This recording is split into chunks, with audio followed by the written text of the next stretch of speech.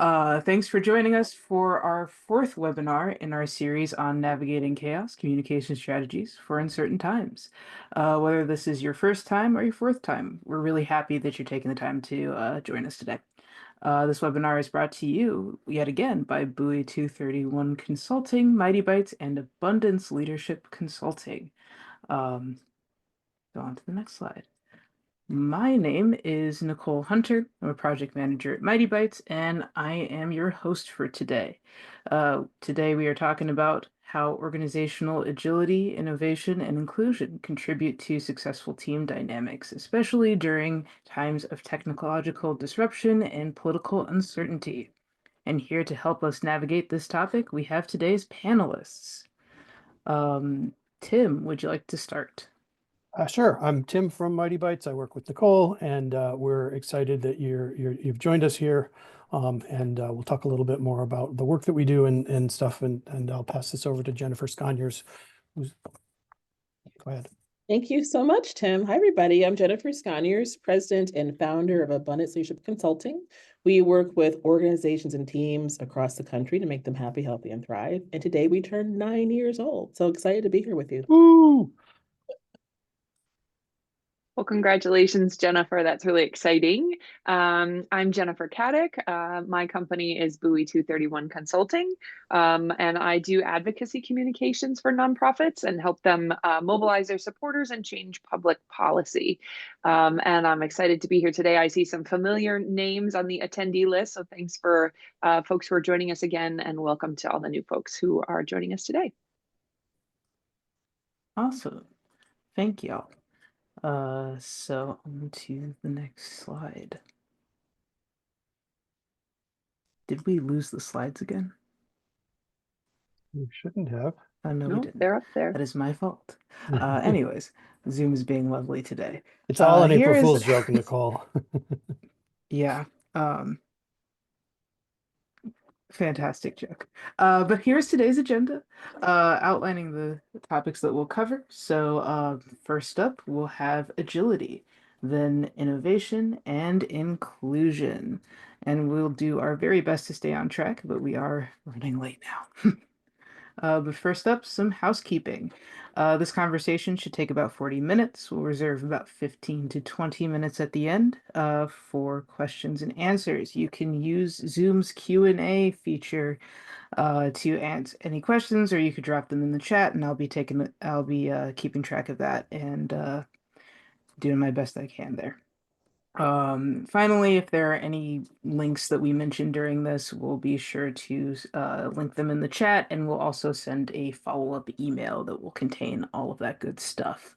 But let's run through a quick review of what we've covered so far in the series. So first up, we have our first webinar, which was with Jill Pollock from Story Studio Chicago to discuss how strong storytelling drives successful communication strategies. For those of you who are interested in that, I am going to share the recording and the shared resources from that webinar. In our second webinar, we had Bridget Heyman from Axis Living join us to discuss creating inclusive and more resilient communication strategies that can withstand turbulent times. Links are included over here. And then in our last webinar on community building, we had Kellen Moody from the Luvian Gatherings, who joined us to discuss successful coalition and community building strategies for collective action. And that brings us to today. And we'll be starting off our conversation by discussing unpredictability and team dynamics. So I'll start with the first question. How do we build the conditions for continuous reinvention and generative change within our teams? And who would like to be first up to bat on this one? Jennifer Sconyers, would you mind, since this is really much of the topic of today's webinar is really in your wheelhouse, would you mind kicking us off? Yeah, thank you so much. Well, I tell you what, today feels like we are sitting in really unpredictable times. I was reflecting with a colleague here at my co-working space that when I started ALC in 2016, it was very similar, like eerily similar. And there was just so much learning that has happened these last 9 years. And how do we do this now? So I think there's a few things when managing unpredictable times. I think the first is it's always helpful if you've been able to do any kind of planning. And this is just having a baseline in terms of where the goals and things that you wanted to do as an organization, and something that's nimble enough that you can adapt to, right? So for example, if you do facilitation and trading services, you're still going to do that, but it's going to adapt based on where the market is and based on where your clients are and based on what the needs are. So there's an adaptability. You have your foundational things that you do as an entity, but then you just kind of shift based on what your client or what the marketplace is doing.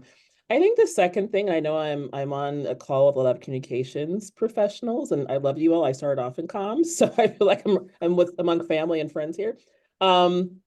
Communicating throughout the process of change is also so important. So, for example, at the end of last year, before the election, there was some communication I did with my team internally, knowing that people were feeling reticent about the election.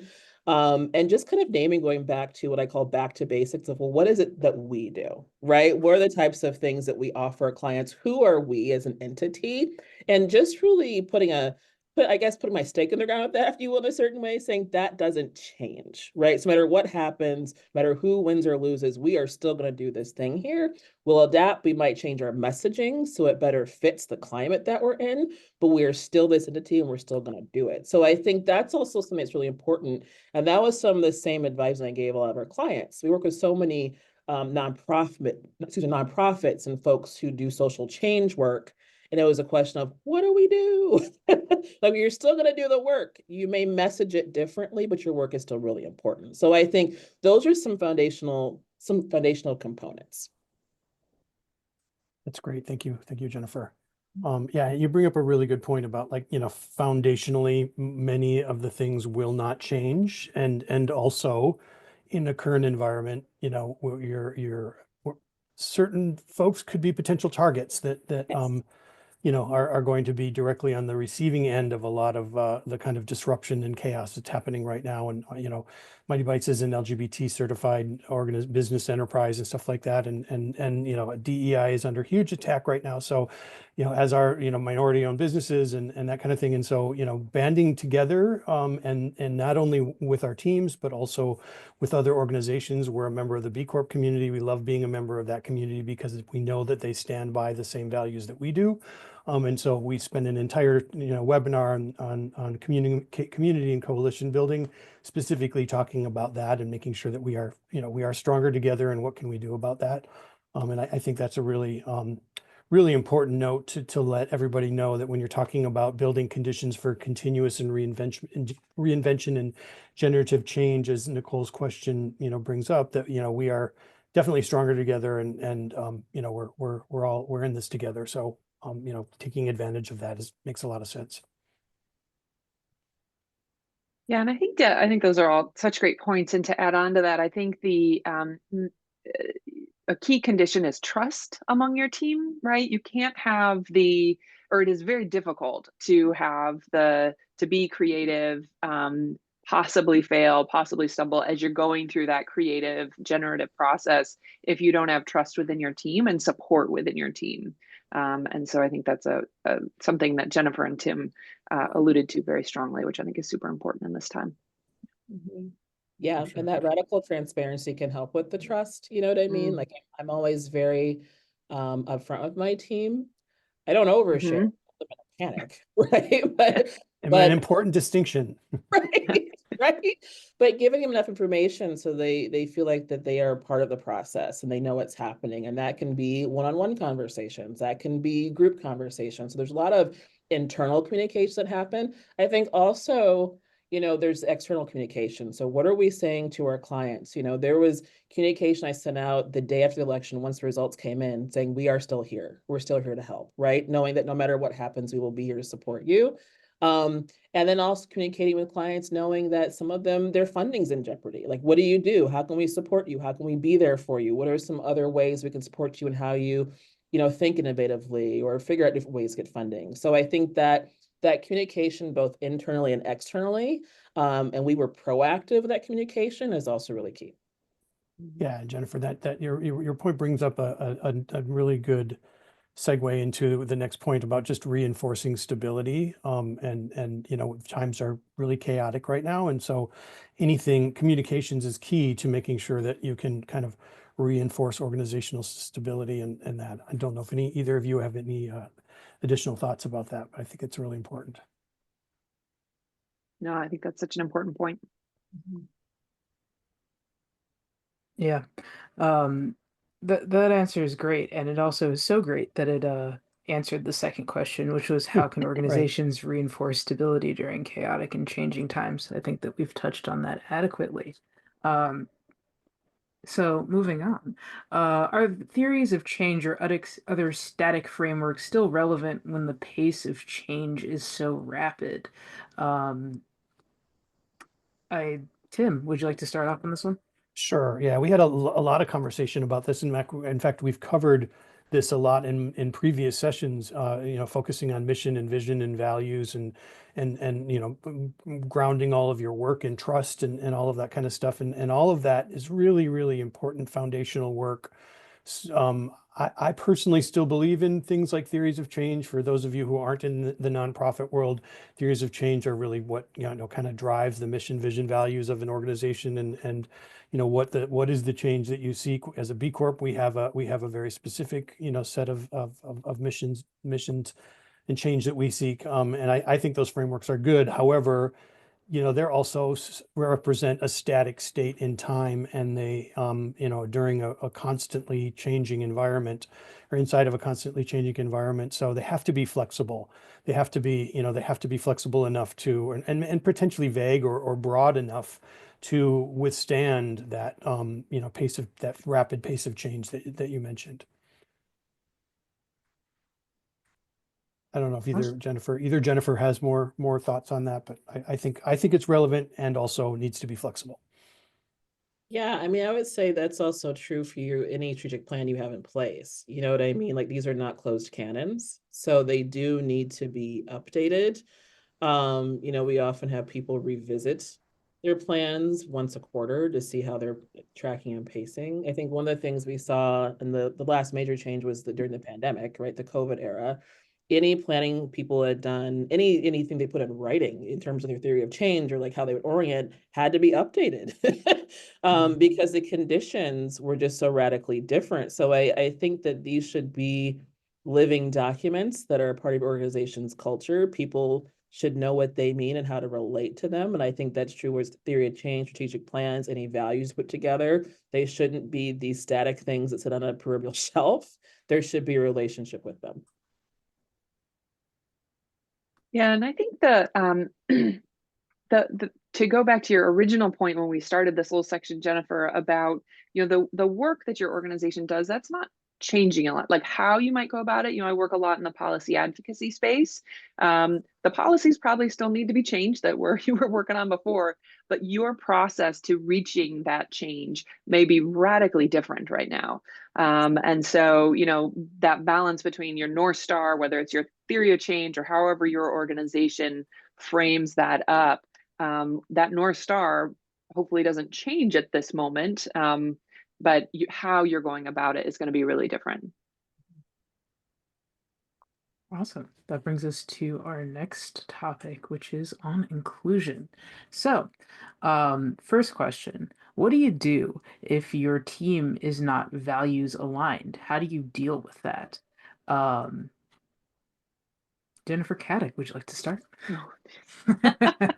Well, this is probably more Jennifer Sconier's wheelhouse. I think about this in terms of coalition work a lot. A lot of the organizations I've worked with internally, because I've worked with nonprofits and they are mission driven, generally your team is pretty values aligned, right? People are attracted to your mission, for a particular reason. But when you're working in an advocacy coalition, right, you have a number of organizations working together towards policy change or something else, that I've seen can get really tricky. And I think your a lot of the things that we talked about actually in our last webinar about community building is really important here. And that's around, you know, transparency, trust, and a lot of conversations, and being very clear about your own boundaries. You know, who am I willing to be? Where am I willing to be flexible in a coalition or not? You know, those are, I think, some foundational elements there. But Jennifer, you probably have a lot more ideas on this one. Yeah, so I think values are one of those things where I like for groups to get really clear about what those values are and get so clear as to being clear about, well, what does it mean to live those values and not live them? And I say that because I think, you know, you might have a value of inclusion or equity. What does that mean? What does that mean in an organizational system? How do you know if you're living it or not living it? The same is true for coalitions. What does that actually mean in terms of the work? So I think revisiting those values and how it's lived and not lived are super important. When we do values work with our clients, that's what we do. We break it down at this point, just so everyone's just crystal clear on what this means. And I also think it's important to know that, you know, people broadly, I think, are values aligned organizations if they're doing mission-driven work. But I also like to note, I think there's a difference between someone's personal values and an organization's values. And what we've seen with a lot of our clients the last few years, and this is particularly true, you know, 2020 and beyond, right, when we've had these very clear movement moments, right, in social movements, we've seen ruptures in organizations where people are like, I thought I was aligned with their mission and vision and values, but I guess I'm not. And this organization should do more to do X right now, right?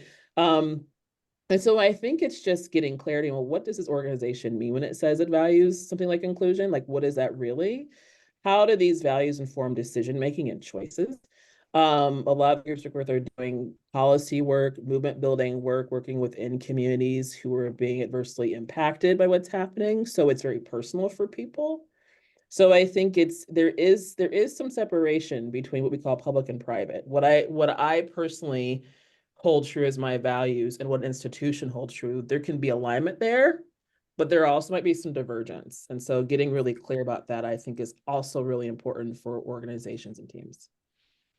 Jennifer, that is like absolutely spot on with my own personal experience. When we first became a B Corp in 2011, we used that process as a process to codify kind of the organization's values. They were kind of implicit and maybe not as clearly spoken prior to that. And it took us several years to kind of get all of everything kind of going in the same direction.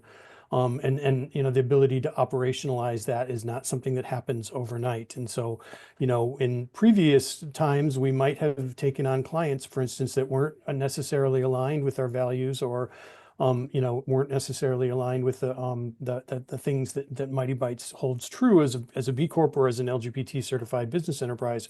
And so figuring out like exactly how that plays out on a day-to-day basis, and you know, getting everybody kind of going in the same direction, which I know Jennifer Sconiers is your jam. I think it took us a while to figure that out, but when we finally did start getting there, like the difference in team culture and ability to execute, and you know, kind of just general the vibe of the company was just night and day. I mean, it really made a huge difference. I can't stress enough that the work that Jennifer Sconiers does is really incredibly important for organizations. Awesome. So we have a resource here. Jennifer, would you like to talk about the Managing Professional Relationships course?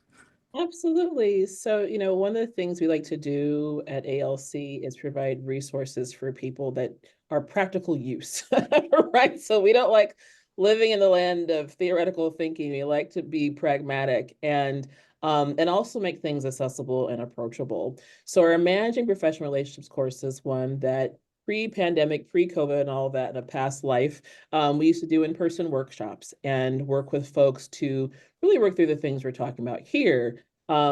Shared values, defining what a professional relationship actually is. I think one of the things we notice is that when you work with people where it feels more familial, that can become a gray area when it comes to choices, decision making, and getting the work done. So we do that. We touch on conflict and how to work through different types of conflict.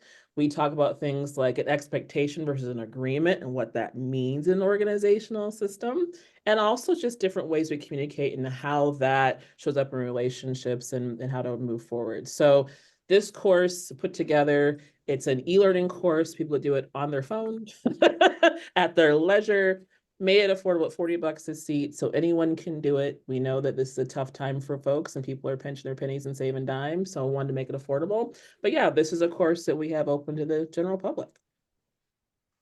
Thank you so Jennifer, could you talk a little bit, use that as kind of a jumping off point to talk a little bit about how you use inclusion to drive organizational development?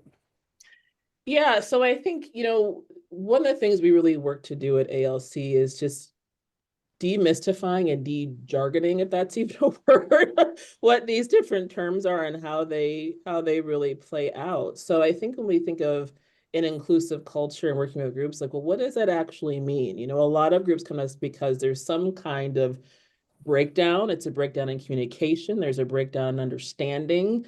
There's different points of view, different values, perhaps. And so a really big part of the work is creating conditions for people to create authentic connections. And part of that inclusive culture includes, we do a lot around storytelling. People actually sharing their leadership stories about what motivates them to do the work, why they're there. We use that to also support people working through their conflicts, to understand people's values and what motivates those values, whether there's a connection or disconnect.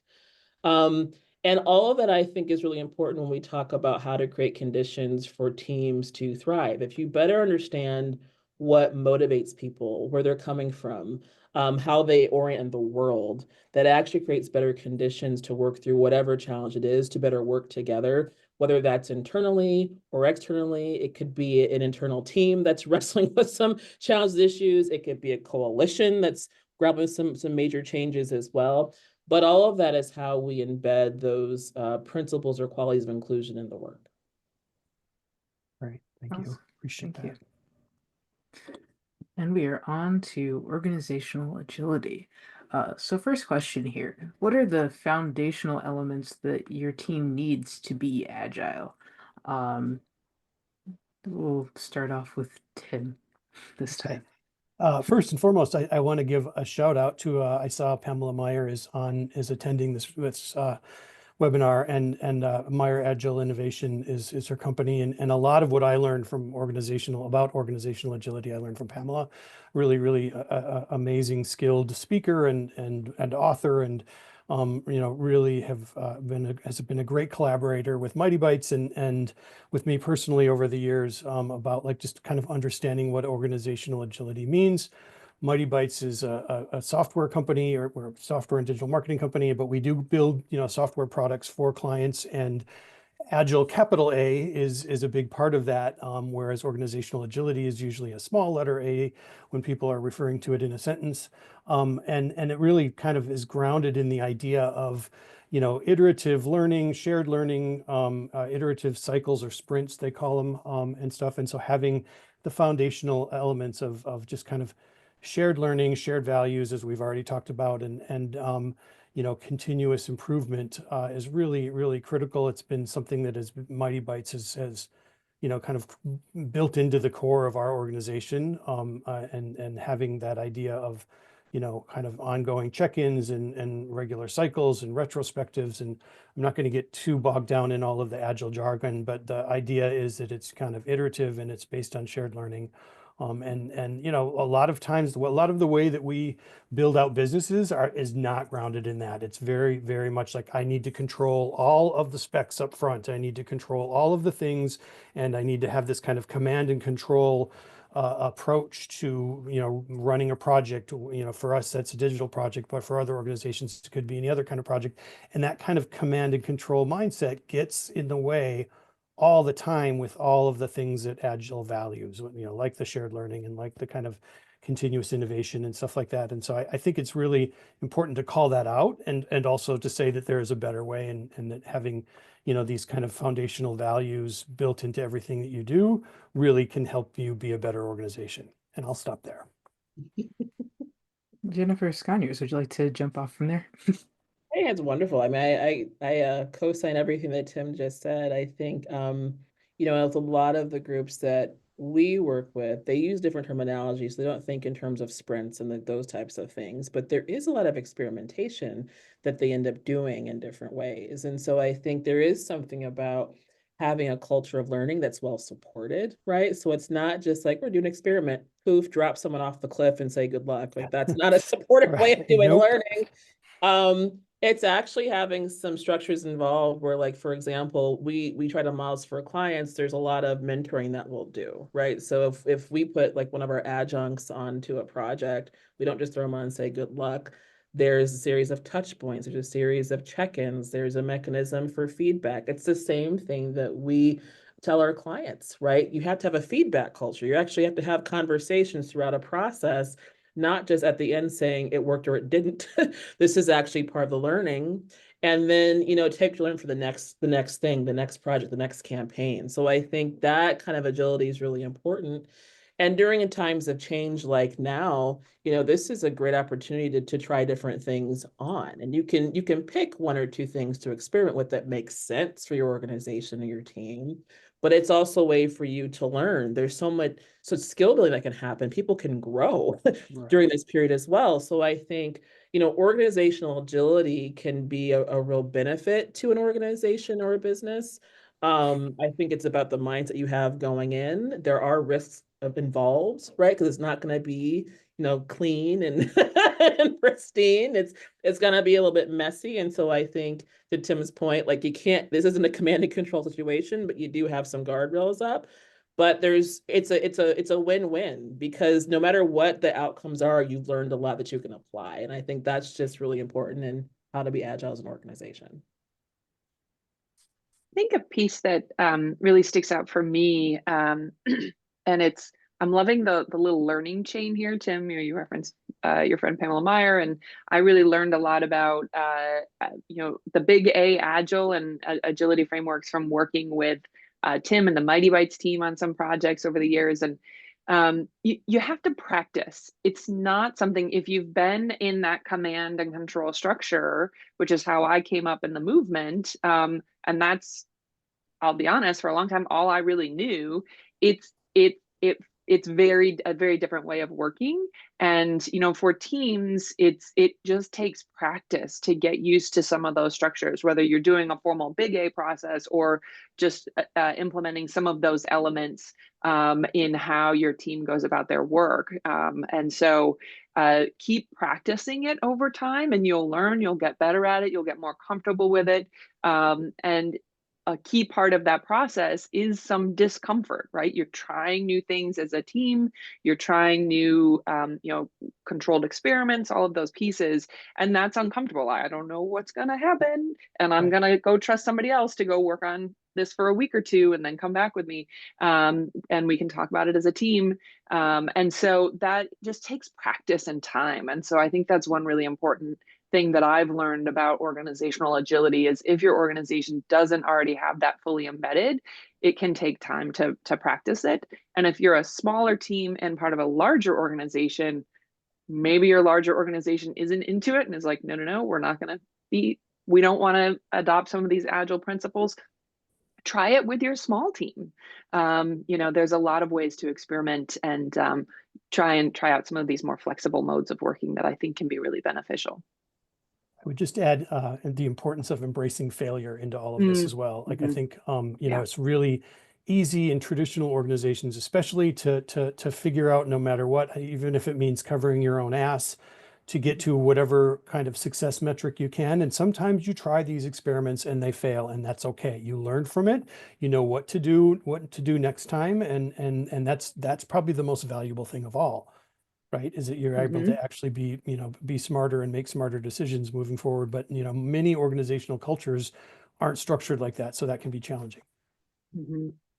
No, and I think it's, I know Jen, you and I work a lot with nonprofits, and so there's funding's a thing no matter what your sector is, where the money comes from.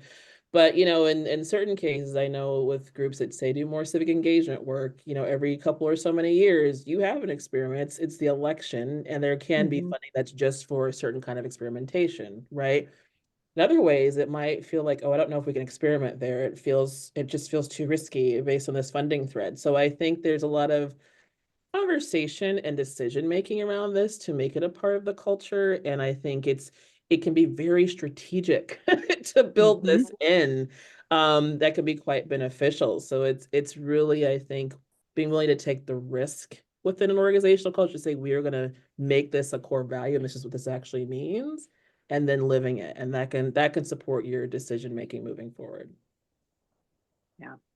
That is a great pivot to our next question, which is kind of just about what you were just discussing about how business models influence agility either positively or negatively. So, in relation to, uh, the availability of funding or the reliability of funding and things of that nature. Would you like to continue along that line, Jennifer? Sure. I mean, I think, we work with so many organizations. We work with nonprofits and their funders, right? So we get both sides of that coin. We work with small businesses, higher education, et cetera. And I'll be honest, we are in a period now where there's a lot of scarcity. There's, when it comes to traditional resources, right? Like it looks very different now. So the thinking is, okay, well, how can we be agile in this moment? What are the ways that we can try things on that we haven't done before? Because the traditional methods are not going to be enough. So I think, the conversations, it's being radically honest about the current climate. Let's not lie to ourselves. And what are some of the opportunities? What are some of the learning opportunities? Where are some of the opportunities for value add? And those are where those conversations are right now. And it's a stretch. I think depending on your sector, like it's hard. Like for nonprofits we work with, this is like radical thinking, right? As a small business owner, this is how I live my life. Yeah. So I think the business model matters. There are certain business models just based how they're structured where thinking outside the box or thinking, radically, if you will, in a more agile way is something that, gosh, it feels like such a stretch. But in these moments where people can't do the thing they've always done, it is the opportunity. It really is the doorway to really trying this on in a real way. So I think that's the way that the business model can impact how people look at agility, but also the opportunity. I'll just add that as a certified B Corp, we kind of live in what they call the hybrid gap, where we have one foot in the nonprofit world and one foot in the corporate world. We do have three what are known as impact business models, which is the ability to create impact with the way that you do business and way that you conduct business with your products and services and that kind of stuff. Ours are particularly in accessibility, sustainability, and education. And so the way that we make money weaves in accessibility, for example. So if you hire Mightybytes to redesign your website, you're going to get a WCAG 2.2 level AA accessible website that's going to work for people with disabilities by default out of the gate, and not necessarily as an add-on or as an extra thing. It's going to be kind of built in and rolled into the functionality of everything that we're building for you in this project. And so it's it's a key way for us as a for-profit company to kind of build the impact into the things that we do on a day-to-day basis.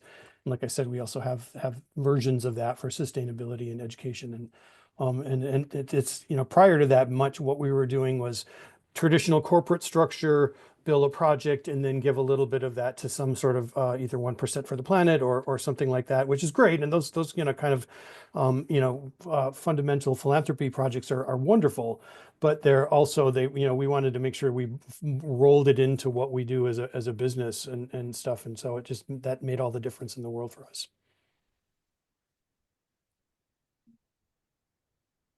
Anything to add, Jen Caddick? No, I have Awesome. lots to add on the next question, though. I'm eyeing it up on my list. All right, fantastic. Then we can start with you. How do you know when to pivot with a focus on the abundance model? Well, I think just a couple points I want to make about pivoting. First of all, to go back to some of the funding points that Jennifer made, in the nonprofit sector, especially organizations that are working and receiving a lot of their funding from the foundation sector. There is this clinging to like, oh my gosh, I've always gotten money from this one organization and they want me to do it this way, so that's the only way I'm going to do it. Yes, we are probably heading into difficult economic times, but I think there's plenty of money to go around. And so getting creative about where else you're finding your funding and others might want to help you innovate. I think that's really important. And so, I think one key piece here is having your communications team at the table in all of your decisions. This isn't just about leadership going off, deciding that they're going to pivot, and then telling everybody else, hey, we're pivoting, come along with us. Your communications team is often at the front lines. As far as listening to all of your different stakeholders, your program folks might be listening to just one slice of your stakeholders, whereas your comms team is listening to everybody, right? Because they're helping you communicate in all the different ways that you do, whether it's to, if you're in an advocacy group, to the elected officials you might be working with, to your volunteers, your donors, your supporters, your members. And so having your communications team at the table is absolutely critical for any decision making, because it's not to have them just tell you what to do, but they can help you think about how to frame it up. They can help you understand what pitfalls might be heading your way. And so I think they're a really key component. This isn't, again, going back to that, it isn't the command and control. Like the CEO says, we're going to pivot. Bringing in an inclusive team from across your organization is going to be really important. Mm-hmm. Mm-hmm. Yeah, and I feel like there's just so many different perspectives that are necessary in decision making. So if you have that executive director, CEO hat, that is one particular perspective, but getting things across departments or across the team is just important to understand impact. Because I think, if you're at the helm of a thing, that's a certain perspective, but you're missing some key perspectives and the impact of your decision making. And I think that's also important of being responsibly agile, right? Like you can't just do things because you had a gut feeling and boom, we're gonna do it. There's got to be some connective tissue there and some relating with your team. And I think the comms piece is just so important. How are we going to talk about this internally? How are we going to talk about this externally to stakeholders? Like, what does that mean? And instead of being the afterthought, Jen, I think what happens like the comms directors, you're part of that creative process, which is essential. Yeah, I think something that we see a lot in all of the kind of digital work that we do is that there's a tendency to kind of measure all the things. When the reality is most organizations only have a handful of really important metrics. Some metrics are good supporting metrics and stuff like that, but the temptation, because we have digital tools now to measure absolutely everything, ends up giving teams kind of false hopes and maybe doesn't it's great to have the data, but what you do with the data is what really matters. And so making sure that you're measuring the right things and not measuring all the things, and then making informed decisions based on that data and have patience. I think that's the other things. A lot of times we see like people like, oh, well, that didn't quite meet our target, so we need to ditch it and get rid of it. And usually whatever that is, whether it's a campaign or whether it's a something else, it typically represents organizational resources, and a lot of people put a lot of time and energy into those things. And so, just because it didn't necessarily meet that particular set of criteria doesn't mean that you have to throw the baby out with the bathwater, as it were. And so just, kind of being really mindful and intentional about like what you're measuring, how you're measuring it, and how you use that data to inform your decision to pivot. Awesome. I think we are ready to move on to the next slide then.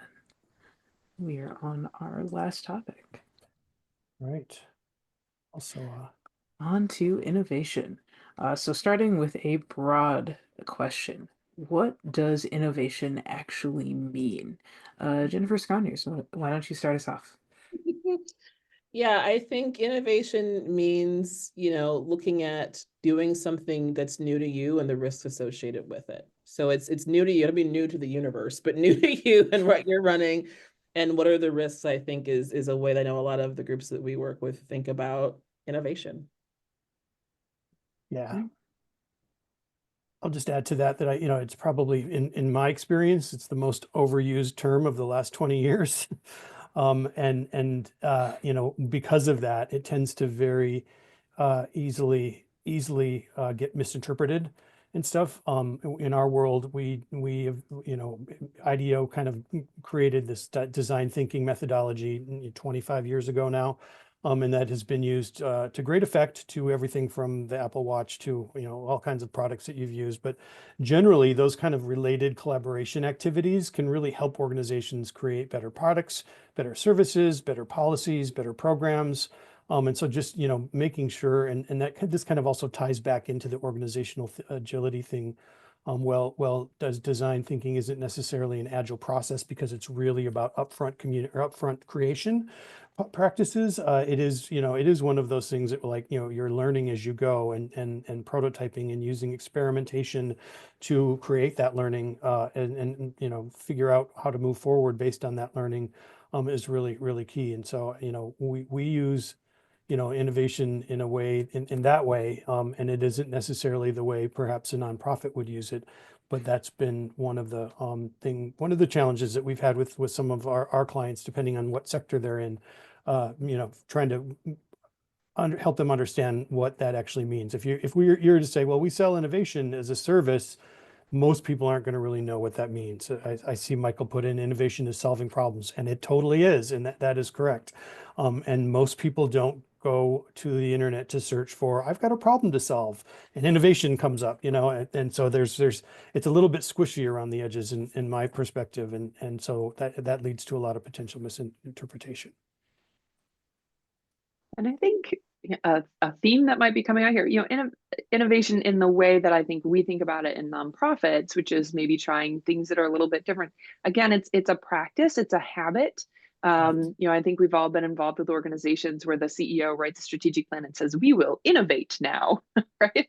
This is Right. it's not a one-time thing, right? It becomes a practice, a skill that your team develops over time. And I think that's a really important piece of the puzzle here, is recognizing that it's not just a one-off activity. For sure. Yeah. And I think when we were putting this presentation together, Jennifer Sconyers used this great term, pace and space. And I'd love for you to chat a little bit about that, Jennifer, because I just think it's such a great, easy way to kind of put the idea of, scheduling regular innovation activities into all of this. Well, I think it demystifies it and makes it less scary, right? So in terms of what's the pace and what's the space in which you do it in. So like in the real work that we do at ALC, we will experiment with different modes of coaching or different modes of training, right? And so we can actually plan that project out in a way where we can name these different components. We're going to name what we're going to try on, even like who's going to do what, because so it doesn't feel so theoretical for the team. This is how we're going to try on this new type of curriculum. And these are the audiences you're going to try it on. And this is who's going to be the practitioner for this type of audience. You know what I mean? So people feel grounded in it. And then, so this, we can pace it out. And then during the process itself, this goes back to agility, there's mechanisms for feedback. So it doesn't feel like we're just throwing innovation after innovation without a way to react to it or be in it. Right. I think that's what I mean when I say pace and space, and it builds it more into the culture. And it also comes to a place of abundance. Right. Mhm. For sure. Yeah. For sure. And it's a practice. Yeah. So easy for this stuff to fall through the cracks if it's not being regularly paid attention to Jen Caddick's point. Yeah. So we are running up close to time. We have a couple more questions to get through, but I do want to make sure that we have time for Q&A. But I do want to make sure that nobody feels passionate about either of the questions that we have on the slide deck. I think we've mostly covered most of them. My I sense think. too. Yeah. Yeah. All right. So we can open it up to Q&A then. Yeah, sure. And I'll also note that we have a few resources. Nicole, there was one on the last slide and then a couple on this side that we can share in the chat. And we'll also add to the resources document that we send out tomorrow. So if Um, anybody has any questions, please send them our way. We've covered a lot of ground and territory. and I am just providing some links here to a couple of our, but then I will get right to asking some questions. All right. So we can start off with this question. So the policy landscape seems to change with every election cycle. How do organizations keep up? Ooh. The big one. Uh, Yeah. I think you have to be really clear about your priorities as an organization. We work with groups that do everything from soup to nuts, and I always say you've got to prioritize that. You can't be all things to all people. So based on your organization's mission, the vision and values you put forth as an organization, your theory of change, what can you focus on that can be impactful as opposed to a mass spraying? And I think we've seen the last year with things happening. Israel Gaza came up for a lot of our groups, how to play or act or not play an act when it comes to policy with that space. We're seeing it now with changes with the administration, what to do, how to respond. And I think as an organization, you got to pick, I say pick your top five, no more than that, because otherwise you're just in a steady state of rapid response and you're not actually being that impactful. So it's making those choices head on, and that's a conversation with your leadership team. It's looking back at your strategic plan and being like, we said we're going to do X, is it still relevant? Can we be impactful here, or do we need to pivot? So that's usually what I tell the folks that we work with. Jen, Caddick, do you have anything to add to that? Yeah, plus one to everything that Jennifer said. And I think there are kind of two pieces to this question. One, there's, as a policy advocacy group, there's your agenda, whether it's at the state house or in Congress. And then there is the reactive items that we're seeing a lot more of, especially in the nonprofit space. So to your example, Jennifer, Gaza, how groups should speak out or react to that, or some of the actions being taken by the current president and how groups should react to that, and whether or not they are it is quote aligned with their policy agenda. And so I think being very clear that those are kind of two different things. They may overlap, and how your organization reacts to them is pretty different. I thought in the webinar we did with Bridget Heyman at Access Living, she had an amazing example from their organization where they have a process internally for those rapid response moments where something happens, whether it's a executive order or something else, and people have a chance to give their feedback, provide input to the leadership team about whether or not the organizations should speak out on that issue, but they also are very clear that they are not going to speak out on every single thing that comes along the way. And so having some processes in place for those, I think, is really important. I would just add that this is something that the B Corp community has really struggled with. Most of the B Corp community, not all, but most of the B Corp community is made up of small to mid-sized businesses, and there are no chief advocacy officers or anything like that at those kinds of organizations. And B Lab has done a really great job. They've done their level best at helping provide resources for businesses to create, support advocacy campaigns and work with partners like ACLU and some of the other organizations, so that B Corps can add their voice to existing campaigns and stuff like that. But generally, small businesses tend to struggle with this stuff. It's something that I've personally struggled with as well, of finding the resources to make sure policy advocacy is incredibly important, and the big businesses are doing it, and that what they're doing is often at odds with the small businesses or nonprofit sector. And stuff. And so, we have to band together to collect our voices and kind of address some of those things. But as a community of 10,000 plus small businesses, it does get to be challenging when we're mostly focusing on trying to keep our doors open. Thank you for your answers. I got another question here. So what do you suggest that our attendees can do to encourage leadership to sign up to this type of innovation work if from their perspective they're already, quote unquote, doing enough by nature of being a mission-driven organization? Um, I see some nods, so I will just send it off to Jennifer Caddick first.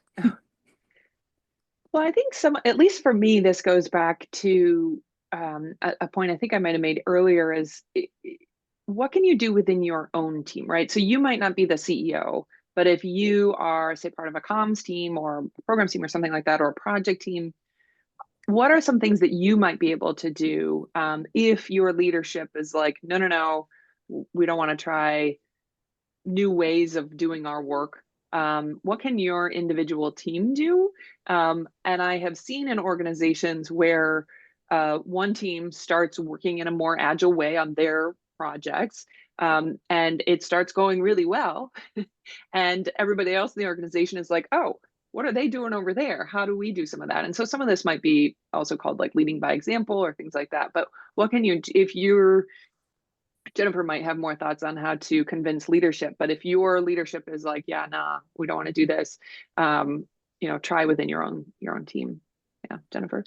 Yeah, I mean, I think it's anytime we're talking about something that's new for people, and I love this whole innovation is also about solving problems. Um, Part of this is, you know, the conversation has to do with how this innovation will solve a problem that the organization is facing, or something that it's membership, constituency, whatever the model is for the organization, how this innovation will be a help and support, and not just like another thing to do or busy work. It's a true value add. So I think it's doing that. Like any experiment, you can start small and scale it up, right? So you run a test essentially. You can do this in an individual team, like you're saying, Jen Caddick. You can do it in different ways. So it's not every department and organization, it's one or two, but you do a pilot. And that can also be a way for that leadership to see some results, right? Right. So that's worth the risk to do. Those are approaches I've seen that have also worked out. Some people need to know like the risk is worth the reward. They need to see what comes out of the experiment, so it's worth the whole organization doing it. And so running a pilot can be a way of beginning to achieve that. Yeah, I think there's a term in agile parlance called safe to try. And that kind of falls into that category of what you were just saying, Jennifer Sconiers. And I think Jennifer Caddick, we have done some of this with you when you were at the Alliance for the Great Lakes, where we first started with a problem framing workshop where we're like, let's start with something small and just run this kind of exercise and see if we find value in it. And then, further on down the line, we did a design sprint, which is a much more, in-depth, roll your sleeves up and spend 5 days together, problem solving and stuff. And so, I would hope to think that those kind of experiments were something that the organization then in turn found value with, and then will consider creating and using those kinds of activities more and more often within an organization. But I definitely have seen even the most forward-thinking organizations tend to struggle with some of that stuff. And I know we're running up against time here, so I think Nicole, if you're okay with it, I'd like to just move right directly into the final sections. Yes, Okay, great. absolutely. Thanks. All right. Jennifer, how can we learn more about ALC? Absolutely. We can always find us on our website, jennifersconiers.com. It lays out the type of work we do: coaching, facilitation, training, planning, YouTube channel, LinkedIn pages. It's all there. And we're going to have a new podcast as well, so you can hear some stories from our clients and partners as well there. So that's a way to learn more about what we do at ALC. Great, thank you. I will And just quickly go right in, and so you can find anything you need to know about Mightybytes at mightybytes.com. We put most of our stuff on our website, so let's leave it there. And you can Jen? find my website, buoy231consulting.com. You can also sign up for my weekly newsletter, where you will get once a week a very practical, actionable tip to improve your organizational communications and your advocacy campaigns. awesome. So next, just talking quickly about what's coming up next in our webinar series. We have a collaboration event going on the 17th. The session is, oh, Tim, go ahead and take your slide. Yeah, Sorry. sure. No worries, all good. We're going to do a group collaboration session to help communications professionals address some of the challenges that have been outlined throughout this series. So the idea is that it's going to be a creative collaboration. Everybody comes together. We'll have facilitated discussions and then breakout rooms where we can you can bring your problem and we'll workshop it together and use some of the things that we've talked about over the course of these sessions in those conversations. And then finally, on May 1st, we're going to cover design practices in an age of autocracy and what that actually means to design an organization, to design your communications, to design what can be designed within an organization, and what do you do in an age of autocracy to do that. Well, that's going to be with our friend Andrew Boardroom from Mangrove, fellow B Corp. And that is it. Thank you, everyone, so much for joining us. We're right up at the dot of the top of the hour. I knew we would get here. Thanks so much. Appreciate your time and for joining us. And we hope to see you again at one of these future events. Yeah, thanks so much, And everybody.